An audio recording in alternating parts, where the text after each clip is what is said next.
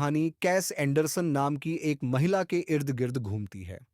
वह एक school teacher है और अपने पति मैथ्यू के साथ इंग्लैंड के एक शांत और हरियाली से भरे गांव में रहती है। दोनों ने हाल ही में एक बड़ा पुराना घर खरीदा है जो एक सुनसान इलाके में है। कहानी की शुरुआत होती है एक तूफानी रात से। कैस एक पार्टी से लौट रही होती है और वह शॉर्टकट लेने का फैसला करती है। वह ब्लैक वाटर लेन नाम की एक सुनसान और डरावनी सड़क से होकर गुजरती है। उस रास्ते पर उसे एक कार सड़क के किनारे खड़ी दिखती है। बारिश बहुत तेज हो रही होती है और अंधेरा होता है। वह देखती है कि कार के अंदर एक महिला बैठी है। कैस रुकती है लेकिन डर के कारण वह बाहर निकलकर उसकी मदद नहीं करती। वह खुद को समझाती है कि शायद सब ठीक होगा और वह चुपचाप वहां से निकल जाती है। अगले दिन उसे खबर मिलती है कि उसी कार में बैठी महिला की हत्या हो गई है। वह महिला कोई और नहीं बल्कि जेन वॉल्टर्स थी, जो उसी स्कूल में काम करती थी जहां कैस टीचर है। यह खबर सुनते ही कैस को गहरा झटका लगता है।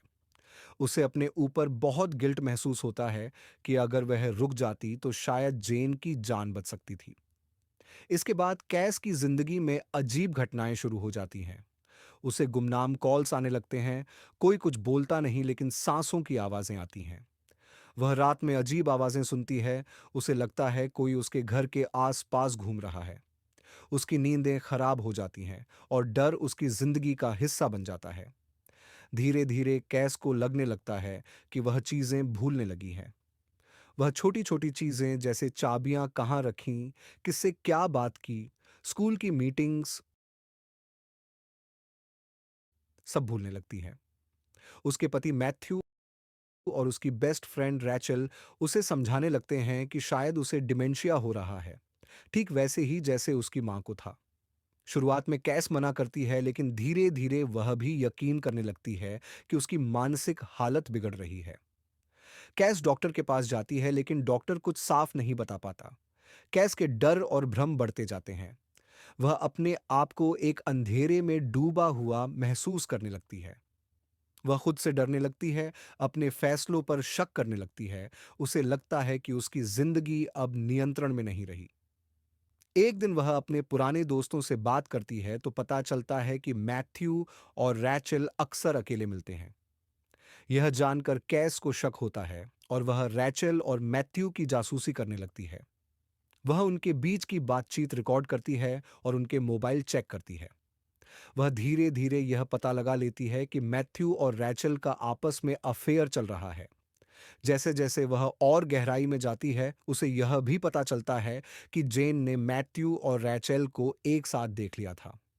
जेन ने उन्हें ब्लैकमेल करने की धमकी दी थी कि वह स्कूल और कैस को सब बता देगी।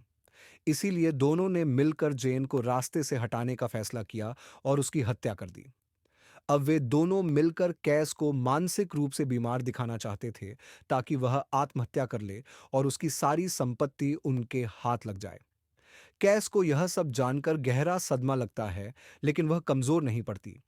वह एक योजना बनाती है और उनकी बातों को रिकॉर्ड करने लगती है।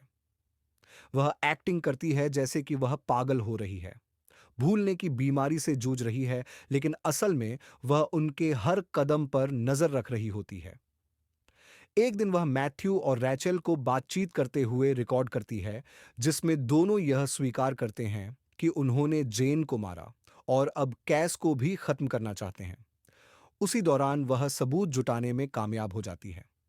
इसके बाद एक रात जब कैस उन दोनों को सबूत दिखाकर ब्लैकमेल करती है, तो एक झगड़ा होता है। उस लड़ाई में रैचल गलती से मैथ्यू को चाकू मार देती है। मैथ्यू वहीं मर जाता है और रैचल को पुलिस गिरफ्तार कर लेती है। फिल्म के अंत में कैस अकेली बच जाती है लेकिन वह पहले से ज्यादा मजबूत हो चुकी होती है। उसने न केवल खुद को बचाया बल्कि अपने पति और दोस्त की साजिश को भी उजागर किया।